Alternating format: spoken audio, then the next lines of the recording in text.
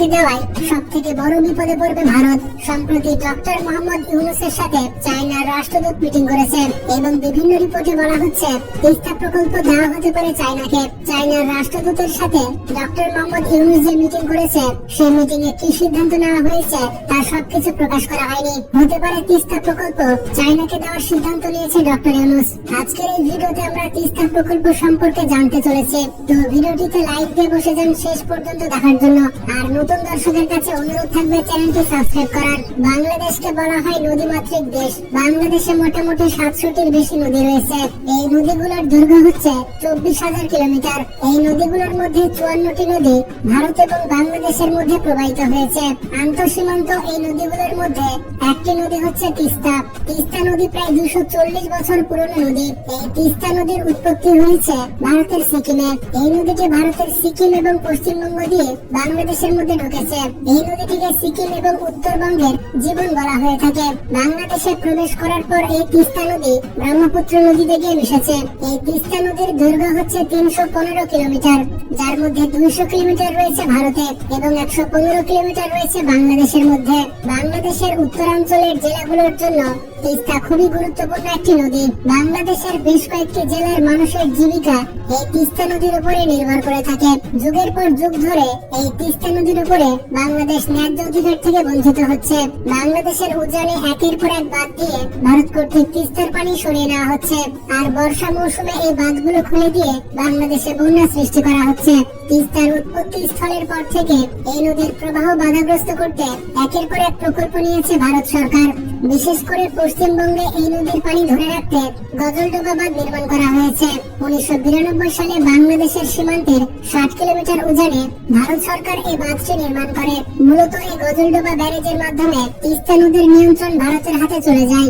গজলডোবা বাঁধের মাধ্যমে পানি আটকিয়ে পশ্চিমবঙ্গের বিভিন্ন জায়গায় এই পানি সরবরাহ করা হয়। তিস্তা নদীর উপরে গজলডোবা বাঁধ সহ আরো অনেক ব্যারেজ নির্মাণের ফলে বাংলাদেশের উত্তরের জেলাগুলোতে হঠাৎ করে বন্যা দেখা দেয়। এমনিতেই তিস্তা একটি বন্যাপ্রবণ নদী। এখন গজলডোবা বাঁধ পরিচালনাকারীরা তাদের সুবিধা মতো সময়ে এই বাঁধের গেট খুলে দেয়। এর ফলে বাংলাদেশের তিস্তা অববাহিকা বন্যার পানিতে প্লাবিত হয়ে পড়ে। কোন কোন বছরে এরকম করে অসংখ্যবার বন্যা হয়েছে। 2011 সালে ভারতের সাথে তিস্তা চুক্তি জোরদার করা হয়। অর্ধশত বছরেরও বেশি সময় ধরে ভারতের সাথে তিস্তা নদীর পানি বন্টন নিয়ে বাংলাদেশ একটি চুক্তিতে পৌঁছানোর চেষ্টা করেও নানা কারণে এর পথ খুঁজে পায়নি। বারবার তাগাদা দিলেও সাড়া দেয়নি ভারত। এই অবস্থায় আর বসে থাকবে না বাংলাদেশ। বর্ষার মৌসুমে তিস্তায় যে ঢল নামে সেই পানি সংরক্ষণের মাধ্যমে এবং কৃষি ও শিল্প কারখানায় ব্যবহার করে অর্থনৈতিকভাবে কাজে লাগানোর পরিকল্পনা করছে বাংলাদেশ। এই প্রকল্প কয়েক বছর আগে নিয়েছিল বাংলাদেশ।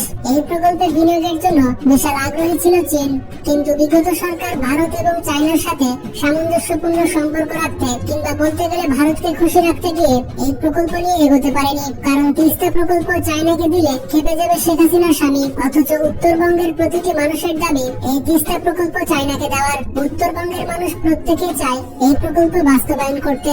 2016 সালে চায়নার প্রেসিডেন্ট শি জিনপিং ঢাকাতে এসেছিলেন এবং তিনি একটি পরিকল্পনার কথা বলেছিলেন। পরে চীন ও বাংলাদেশের আলোচনার মাধ্যমে পাওয়ার চায়না প্রায় $1 বিলিয়ন বাজেটের তিস্তা নদীর সামরিক ব্যবস্থাপনা ও পুনরুদ্ধার প্রকল্প প্রণয়ন করে। তিস্তা নদীকে ঘিরে উন্নয়ন প্রকল্পের ব্যাপারে বরাবরই আগ্রহ আছে চীনের। এমনকি ঢাকায় নিযুক্ত চীনা রাষ্ট্রদূত কুড়িগ্রামের তিস্তা ব্যারেজও পরিদর্শন করেছেন। এই প্রকল্পে দেখা যায় তিস্তা নদীর যে প্রশস্ততা আছে সেটা কমানো হবে, অর্থাৎ এই নদীর বর্তমানে গড় প্রশস্ততা প্রায় 3 কিলোমিটার। এই প্রশস্ততা থেকে 0.826 কিলোমিটার কমিয়ে আনা হবে। এর ফলে 171 বর্গ কিলোমিটার ভূমি পুনরুদ্ধার করা সম্ভব। এছাড়া তিস্তা নদী খননের মাধ্যমে তিস্তা নদীর গভীরতা করা হবে দ্বিগুণ। বর্তমানে এই নদীর গড় গভীরতা 5 মিটার, এটিকে 10 মিটার গভীর করে খনন করা হবে। এতে করে তিস্তার নাব্যতা বৃদ্ধি পাবে। নদীর আশেপাশে অনেক সড়ক এবং বন্দর নির্মাণ করা হবে। চায়নার প্রস্তাবিত এই তিস্তা প্রকল্প বাস্তবায়িত হলে বদলে যাবে উত্তরাঞ্চলের 5টি জেলার মানুষের ভাগ্যের চাকা। এই প্রকল্পটি বাস্তবায়ন হলে ভারতের অতিরিক্ত পানি বাংলাদেশের আর প্রয়োজন হবে না। পানির গভীরতা দ্বিগুণ হওয়ার কারণে বন্যার পানি প্লাবিত হয়ে খুবই কম এলাকায় ধ্বংস চালাবে। সারা বছর নৌ চলাচলের মতো পানি সংরক্ষণ করে রাখা যাবে। প্রকল্পে বলা আছে 108 কিলোমিটার নদী খনন, নদীর দুপাশে 173 কিলোমিটার তীর রক্ষা, নদীতে চর খনন, নদীর দুই ধারে স্যাটেলাইট শহর নির্মাণ, এবং বালু সরিয়ে কৃষি জমি উদ্ধার করা হবে। এর পাশাপাশি 1,13,000 কোটি টাকার সম্পদ রক্ষা করা হবে। প্রতি বছর 20,000 কোটি টাকার ফসল উৎপাদন সম্ভব হবে। নৌবন্দর এবং আইন শৃঙ্খলা রক্ষায় দুই পারে থানা, কোস্টগার্ড এবং সেনাবাহিনীর জন্য ক্যাম্পের ব্যবস্থা করা হবে। তিস্তা মহাপরিকল্পনা সম্পর্কে চীনের তৈরি প্রকল্প সূত্রে জানা গেছে, পূর্ব চীনের জিয়াংসু প্রদেশে সুপিয়ান সিটির আদলে তিস্তার দুপাশে পরিকল্পিত স্যাটেলাইট শহর নির্মাণ করা হবে। এমনকি এখানে পর্যটন কেন্দ্র স্থাপন করা হবে। এতে 7 থেকে 10 লক্ষ মানুষের কর্মসংস্থান সৃষ্টি হবে। চায়না পাওয়ার কোম্পানি ইতিমধ্যে তিস্তা পারে নির্মিত এই প্রকল্পটি বাস্তবায়নে নকশা এবং সম্ভাব্যতা যাচাইয়ের কাজ শেষ করেছে। তিস্তা নদী পাড়ের জেলাগুলো নীলফামারী, লালমনিরহাট, কুড়িগ্রাম, রংপুর ও গাইবান্ধা। এই জায়গাগুলোতে চায়নার 3টি প্রতিনিধি দল কাজ করেছে। ইতিমধ্যে এই প্রকল্পকে ঘিরে উত্তরবঙ্গের মানুষের মধ্যে রয়েছে বিপুল আগ্রহ।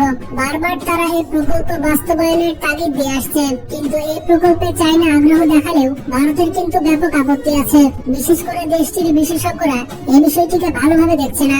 সাবেক প্রধানমন্ত্রী শেখ হাসিনা কিছুদিন আগে ভারত সফরে গেলে ভারত তিস্তা প্রকল্প সম্পর্কে আগ্রহ দেখায়। বাংলাদেশে কারিগরি টিম পাঠানোর কথা জানায় ভারত। কিন্তু চায়না যেখানে 2016 সাল থেকে এখন অব্দি এই প্রকল্পের পিছিয়ে লেগে আছে, এই প্রকল্প নিয়ে একের পর এক সম্ভাব্যতা যাচাই করছে, সেখানে ভারত এসে কেবল যুক্ত হওয়ার আগ্রহ দেখানো সময় ক্ষেপণ কিনা সে বিষয়ে প্রশ্ন উঠেছে বাংলাদেশের জনগণের মধ্যে। বাংলাদেশ সবার সাথে বন্ধুত্বপূর্ণ সম্পর্ক রেখে এগোতে চায়। প্রকল্পটি চায়না বাস্তবায়ন করুক কিংবা ভারত বাস্তবায়ন করুক বা চায়না ভারত দুজন মিলেই করুক, তাতে সাধারণ মানুষের কিছু যায় আসে না। বাংলাদেশের মানুষ চায় তিস্তা নিয়ে দীর্ঘদিনের ঘটনা অবশেষে সমাপ্তি হোক। তিস্তা পারের মানুষের দুর্দশার অবসান ঘটুক। বাংলাদেশের মানুষ চায় ভারত তিস্তার পানি নিয়ে বৈষম্য বন্ধ করুক। তিস্তা মহাপরিকল্পনা বাস্তবায়নে খরচ হতে পারে $1 বিলিয়ন বা 11,000 কোটি টাকা এবং এই বিনিয়োগকৃত টাকা 3.5 বছরের মধ্যে বাংলাদেশ তুলতে পারবে বলে মনে করে বিশেষজ্ঞরা। পদ্মা সেতুর খরচের টাকা তুলতে যেখানে প্রায় 30 বছর সময় লাগবে, সেখানে এই প্রকল্প কতটা অর্থনৈতিকভাবে লাভজনক সেটি জনগণ সহজে বুঝতে পারছে। তাছাড়া তিস্তা প্রকল্পে নতুন করে বিনিয়োগকারী খুঁজতে হবে না। বাংলাদেশ পানি উন্নয়ন বোর্ড এবং পাওয়ার চায়নার মধ্যে 2016 সালের 28 সেপ্টেম্বর একটি সমঝোতা স্মারক সই করা হয়। এটাকে কাজে লাগানোর এখনই সময়। তিস্তা প্রকল্প খুবই দ্রুতই বাস্তবায়ন করা হোক। আপনারা কারা কারা চান এই প্রকল্প চায়নাকে দেওয়া হোক আর কারা কারা চান ভারতকে দেওয়া হোক কমেন্ট করে জানান। তবে নতুন সরকারের কাছে সবার দাবি যে তিস্তা প্রকল্প তাড়াতাড়ি বাস্তবায়ন করা হোক। এতে উত্তরবঙ্গের